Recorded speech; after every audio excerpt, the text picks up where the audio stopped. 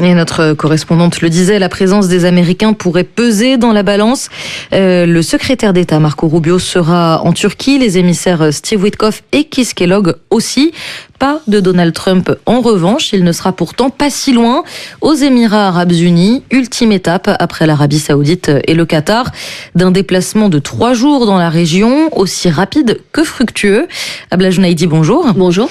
Pour cette 3e destination riche de ressources pétrolières, le président américain a là encore des billets verts plein les yeux. Oui, ces 5 dernières années, Dubaï, la capitale économique de la fédération, est devenue un lieu incontournable pour tous les investissements mondiaux. Au-delà du tourisme moteur de l'économie locale, les industries à forte valeur ajoutée attirent les capitaux du monde entier.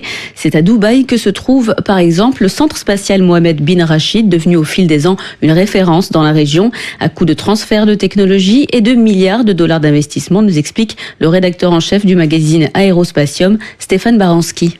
Ils ont lancé une sonde autour de Mars. Cette sonde émirienne a été faite principalement aux États-Unis, mais avec des équipes émiriennes. Quand vous avez le spatial, vous avez l'information en premier, vous avez, une certaine puissance géopolitique. Vous pouvez fournir les autres pays en images, en services. Ils sont en avance sur ce point-là par rapport à d'autres pays qui auraient aimé être leaders du monde arabe.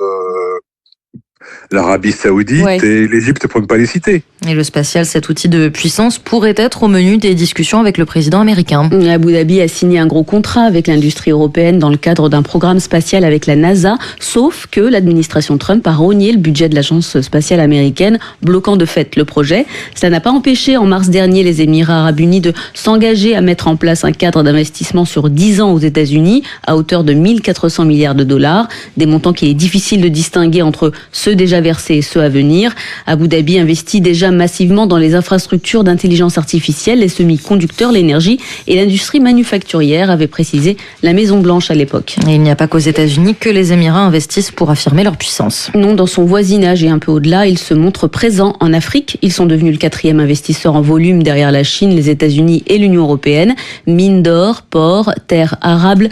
Par ailleurs, en 2022, selon le Trésor américain, une immense partie de l'or de la République démocratique du Congo, extrait illégalement, trouve un débouché aux Émirats. Cela justifie de la part d'Abu Dhabi une politique beaucoup plus belliqueuse que celle qu'exerce l'Arabie Saoudite ou le Qatar dans la région.